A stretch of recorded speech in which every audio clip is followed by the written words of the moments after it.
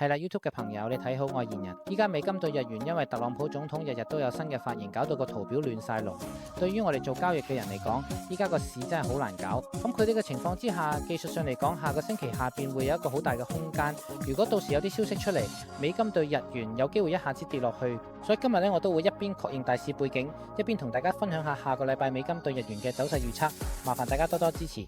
好啦，咁而家咧就開始分享啦。上個星期你睇下呢支蠟燭圖就知咧。基本上冇咗波幅，做交易都幾難搞。我哋大家都覺得依家個市真係好難操作。佢而家現狀就係160.70呢個位成咗一個大阻力位。如果你睇下小田證券嘅訂單狀況啦，當匯價升穿160.70之後啦，買盤明顯減少，好似你見到佢159.50以下咧就有好多買單積聚啦。所以如果中東局勢有啲和平進展，或者有啲利淡美金利好日元嘅消息出現，就有機會觸發止蝕盤，一下子跌落去。即係話咧，而家美金對日元咧，隨時都好似揸住一個大炸彈嘅。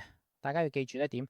不過如果長遠啲嘅，匯價移動都幾新鮮，仲有頸線位啦，周線上升趨勢都好明顯啦。呢啲都係好強嘅支持線啦。基本上只要未跌穿152呢，都可以繼續睇好啦。所以大家可以根據自己公司嘅情況，再小心啲確認去制定下星期嘅交易策略。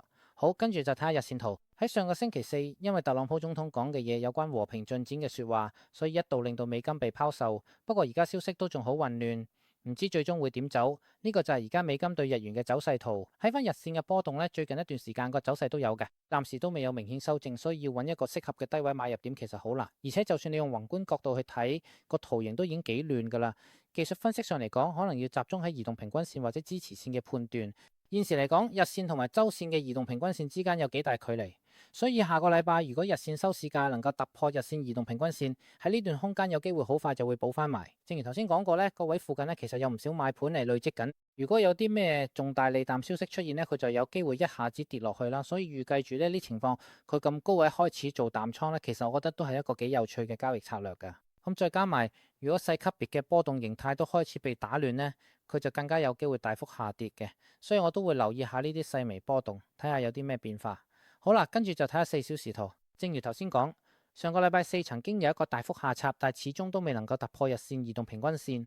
最初要留意嘅就係日線移動平均線，睇下收市時候可唔可以突破呢？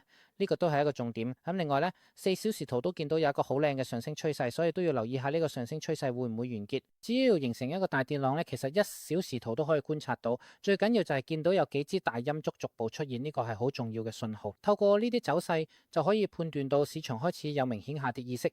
所以首先要睇1小時圖同4小時圖度，留意下有咁大陰燭出現。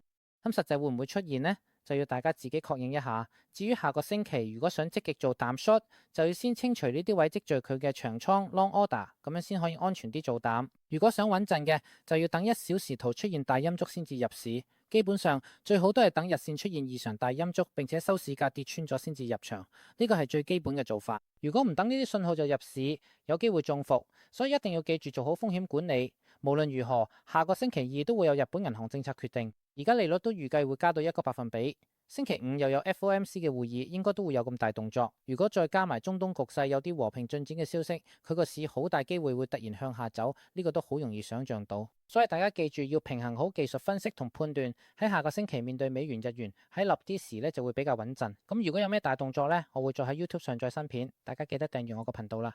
今日就講到呢度，多謝大家。